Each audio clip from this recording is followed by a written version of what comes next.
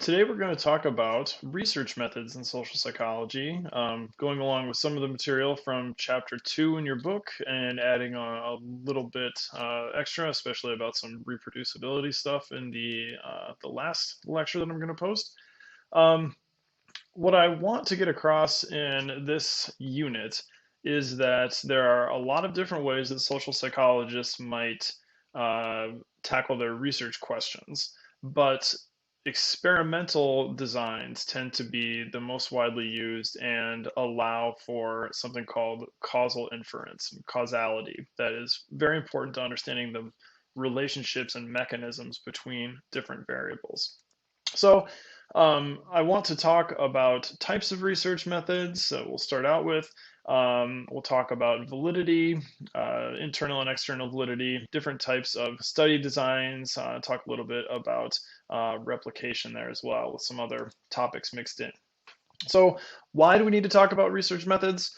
Um, because all of the things that we know as psychologists or as any type of scientists, all of those things are predicated on our trust and understanding that people are engaging in proper methodological endeavors to understand what they are observing. So they're collecting data in a way that is reasonable and justified and valid to make their conclusions. And unfortunately, that's not always the case. There are lots of bad studies out there, and there are lots of things that we have discovered to be untrue, not just in psychology, but across all sciences. But the kind of dirty secret is that's what science is. Science is learning what we've done wrong and building on that knowledge. Science never ends. It just is a process that keeps on going. So we have to have these mistakes and misconceptions to kind of refine our understanding of the world. Um, we're way ahead of where people were 100 or 200 or, even 20 years ago. But we don't know everything, and there is an amount of humility that's necessary to be a good and responsible scientist. If you let your ego get all wrapped up in it, then game's over. You're not a scientist anymore. You're just trying to make yourself, feel good about your accomplishments, basically. Um, One thing that's very useful from classes like this and classes like research methods too uh, is to give yourself a little bit of a toolkit to see science in the media or in your everyday conversations with people. A lot of times, what you see out in the real world, reported in the news, or what your family members might be telling you, or friends, or something, are maybe misrepresentations of what science actually finding. So by talking about research methods and how we come to different conclusions, you might be better equipped to understand those things and help correct people's misconceptions, in your everyday life. And if you are somebody who is interested in eventually becoming a scientist or even helping out as, like a research assistant in a lab, being able to think through how you might test your research questions can be a really important thing to learn.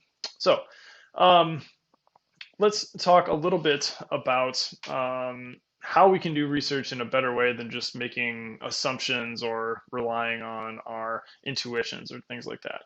Um, the three main types of research methods that I'm going to talk about here that kind of go along with how they're laid out in your book are observational methods, correlational methods, and experimental methods. And you'll see that these kind of go up a little bit in their level of rigor and what we can do with them, but they are all useful in different ways, certainly. I'll also very briefly mention a type of research called quasi-experiments that sort of have the best of both worlds. And I'll kind of explain what I mean by that in a bit.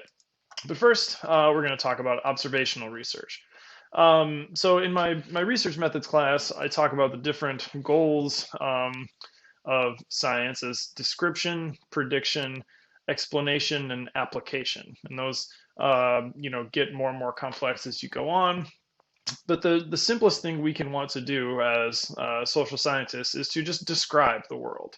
And that's important too. Knowing, the demographic breakdown of different areas, what might indicate public health crisis, where people are distributed economically. Like just knowing things about the world can be useful to putting together policies that might help people.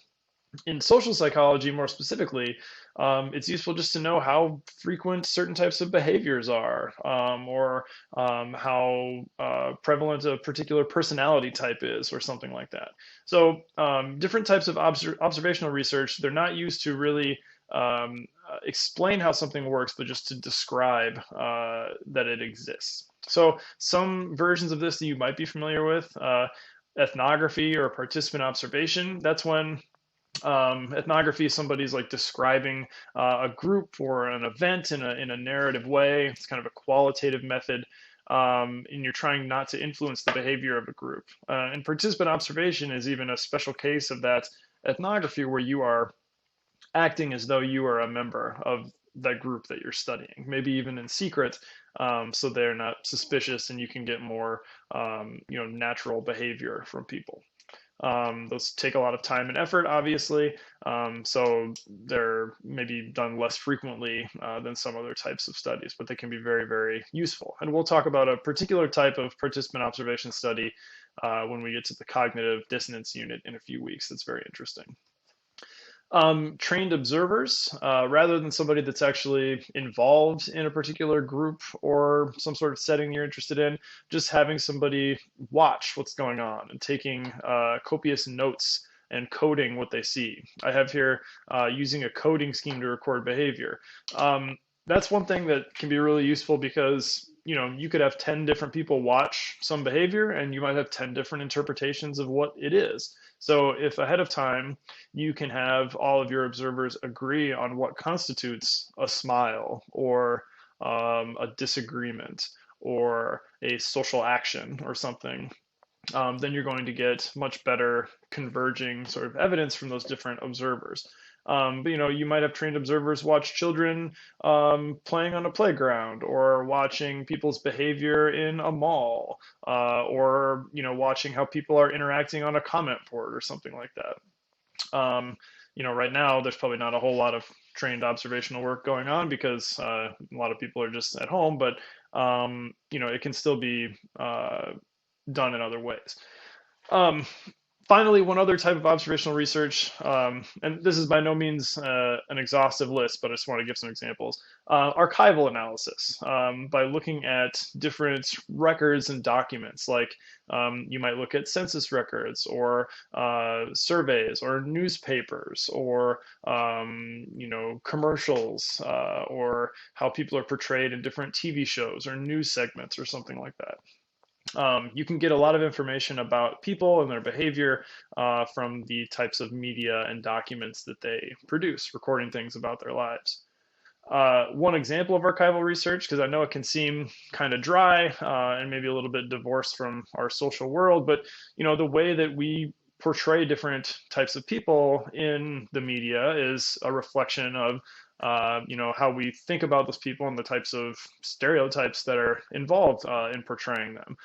For example, there is something that social science researchers have looked at called the facism bias. Note that it's not fascism bias. It looks kind of similar, but it's facism, as in a bias toward the face or away from the face. That in advertisements, men's faces tend to be emphasized and women's bodies tend to be emphasized, such that it's kind of jarring when you see the opposite sometimes. Like,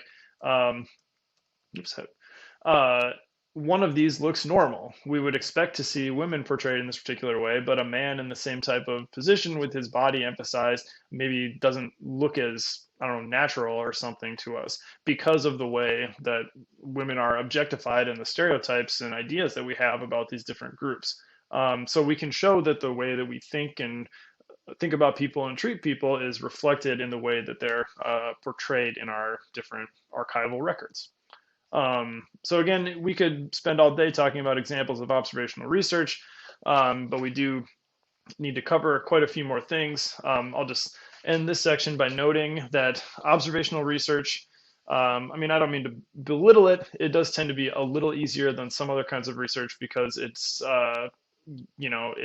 collecting documents or taking notes rather than actually bringing people into a lab or anything like that, or recording fMRI data or something. So frequently it is easier and relatively cheap, but it can be very time consuming. It might not be useful for behaviors that are hard to observe, like people engaging in blatant discrimination or people's sexual behaviors. It's not too easy to do observational studies about those because people tend to treat those things as private or secretive. Um, so, uh, it might not work for sensitive behaviors. It might not work if your observers can't keep from interfering. It can be difficult to train coders to be very consistent and agree about the definitions that they're using. That's why you need to do a lot of that work ahead of time. And then maybe the most limiting thing is that the conclusions that you have from observational research are a lot of times just those descriptive and frequently qualitative